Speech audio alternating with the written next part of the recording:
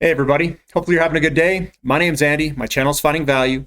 If you like making money, if you like learning about undervalued investments or commodities, because that's what's the undervalued investment right now, subscribe to the channel, give me a thumbs up, leave comments below if you guys have any comments or questions on anything.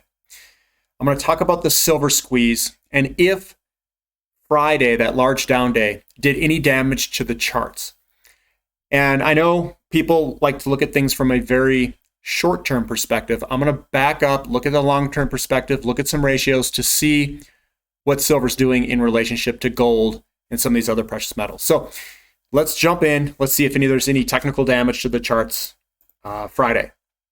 So this is silver squeeze, and I found this on the Wallstreet Silver Reddit. All your silver are belong to us. I think that's an awesome picture. It's pretty cool. So silver, everyone's looking at this. They're focusing in on this big down day. Maybe some people are getting scared, but I'm not yet. And I'll show you why I'm not yet. This is the gold to silver ratio. We've got two uptrend lines. We broke this we'll call this the first uptrend line that's broken. We're coming on down. I think we're in the mid 60s right now, and I'll go to another chart, next one, and show you. But we've got this next resistance line coming up that we need to break in the 50s, somewhere in the 50s range, 60, 50, 60. This is another chart of it. We're at 65. It's in the 50s right here if you look. So probably around like 55, 56. We got to break through that. If it breaks through that, I think we're going to see a pretty large move in this compression of the ratio of silver to gold. So I think that's extremely good. Now, if gold is going to the upside, and I think gold has to go up. And the reason it has to go up at some point, I don't know the timing, but it has to go up because it's going to account for inflation. And I know some people, they talk about real negative rates, and that is what drives gold. But if you have inflation, interest rates will chase inflation. And the environment of what it looks like is going to be an increasing inflation rate environment with gold moving on higher and interest rates chasing the inflation. And if interest rates are going up and chasing inflation, you have a real negative rate. That's how it moves. So you're going to see gold and interest rates go up at the same time. I don't think there's a time in history where you've had them go in the opposite directions. Real estate also goes up when interest rates go up. Because that is the demand for money.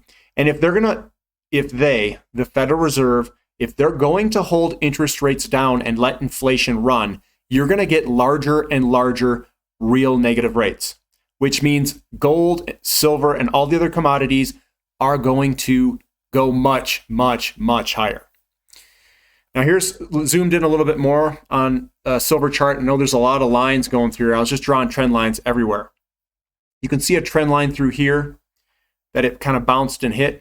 And I think this is the line in the sand, about 30 bucks. This is where that trend line comes. It's somewhere in this range, $30.50, 30 bucks. It breaks through this. I think we're going to see a large move higher. And here is silver on a close-up view of it. And we haven't broken this uptrend line. So everything's good. It looks good. Let it go. We need gold to move to the upside, I think. I don't think silver can do it by itself. So how I am playing this, I have physical silver. I've got a lot of it. I've been accumulating this stuff over the years.